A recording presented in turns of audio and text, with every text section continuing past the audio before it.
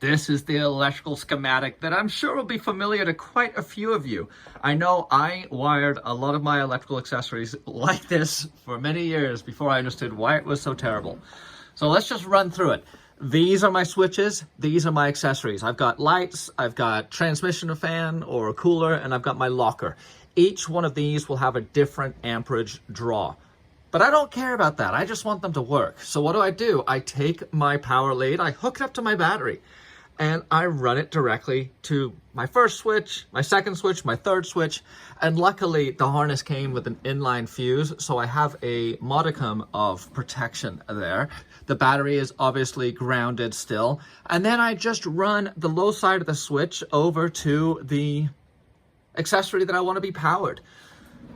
This will work. I mean, it is a basic circuit. The problem you run into is, let's say that my lights are drawing 20 amps.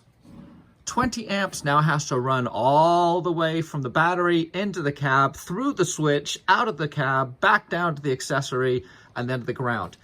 You're gonna see some drop in amperage. You are running all of the current through the entire circuit. You're running all of the current into your cab. You just do not have an efficient system. It's not going to work well, and it's quite potentially dangerous depending on how much amperage you are pushing.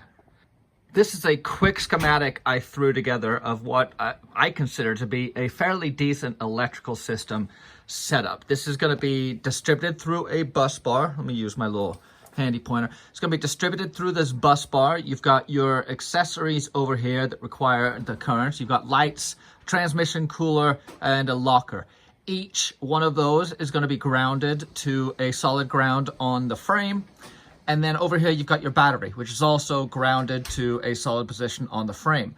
From your battery, I'm coming up to a distribution block or bus bar. This will be where you can grab the current from the battery to deliver to the accessories. Each one of these relays will have 4 positions on it. There will be a ground for the relay.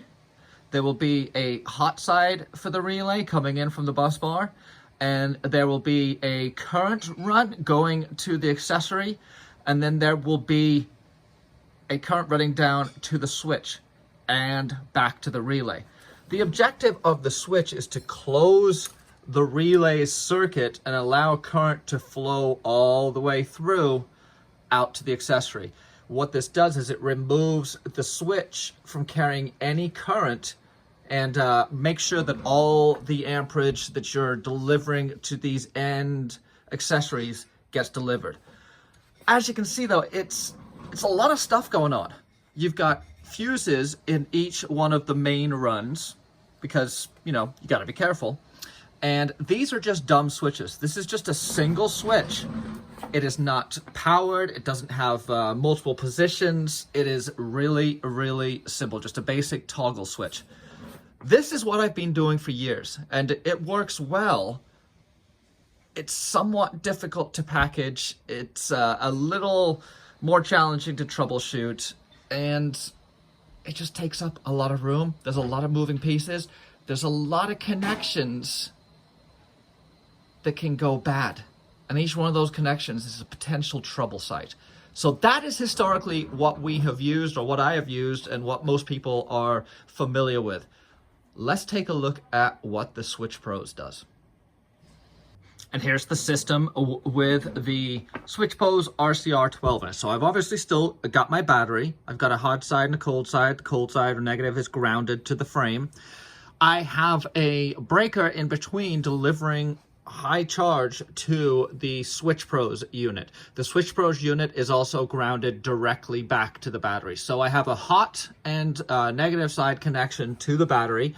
And then from the switch panel, from the SwitchPro, I go down to the switch panel. From the SwitchPro, I also go to each accessory. So I've got my light, my cooler, and my locker. Once again, those are all 3 grounded themselves. This is it. This is my relays, this is my fuses. All of this is programmable. So I can say that switch goes to here, or that switch goes to here, and all of it is programmed and runs up through this guy. It doesn't matter where I put this. it doesn't matter where I put this. I can put the SwitchPros where it is most easily accessible for running to all my accessories. That could be right by the battery, or it can be, you know, the closer you get to the battery, the better, because of this run right here. So check that out. That's a substantial difference. And you are also getting all of the benefits of the relay system with all of the programmable benefits of this guy. So you can determine how you want each switch to function. If you want it to be a 2-position switch, if you want it to be an on-off switch, things like that. And then you can reassign within this quadrant as to, maybe I want all my, you know, light bar stuff down here. I want all my hydro electrical in the middle, and whatever you want to do, it's all programmable. It simplifies a ton of stuff. You can see how many terminations have been removed from the system. That's why I dig this thing. The potential with it, because the programming out of that is substantial. The potential for what I can do with it, from kill switches to remote start to just multiple trigger inputs and various things, is really, really cool.